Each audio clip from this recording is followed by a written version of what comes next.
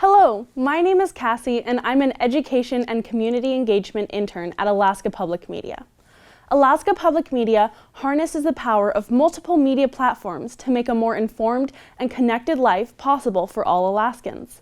Alaska Public Media's Education Department engages parents and the children they care for with educational resources. We provide kids camps and family workshops using PBS Kids resources, where everyone thinks like an engineer.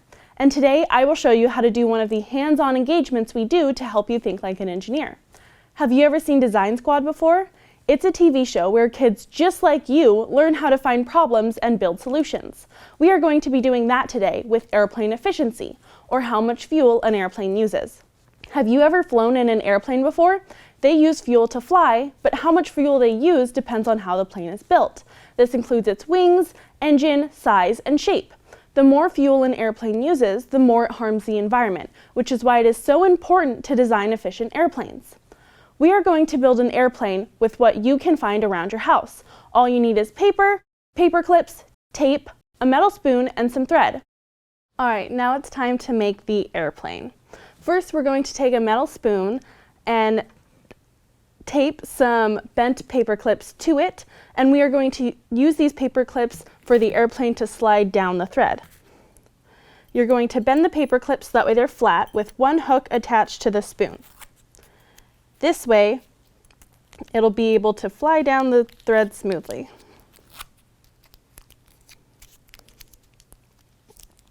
Now that we have our paper clips taped on, we are going to make our wings for the plane.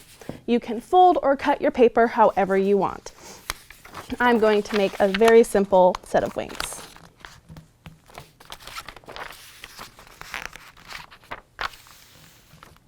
Now that we have our wings, we're going to tape them to the airplane. We now have our airplane. I have the airplane that I just built, along with another one where the paper isn't folded.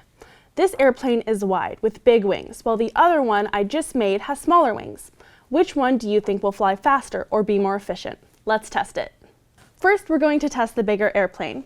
I'm going to hook it onto the string and release it, and we're going to time how long it takes to get to the bottom. Ready? 3, 2, 1, go! Wow, that took 0.85 seconds to get to the bottom.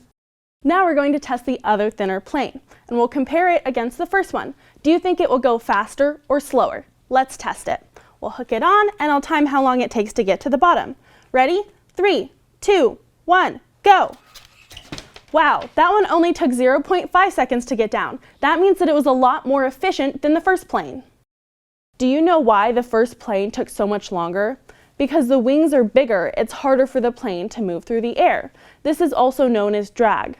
The smaller plane didn't have as much drag, which means it was more efficient. If they were real planes, the second plane would need less fuel than the first plane, which is why the shape and designs of planes are so important. Try to design and build your own plane at home and see if you can make a plane more efficient than mine. Our password is Moose. Make sure to write it down. It was wonderful to meet you, and I hope you have a wonderful summer.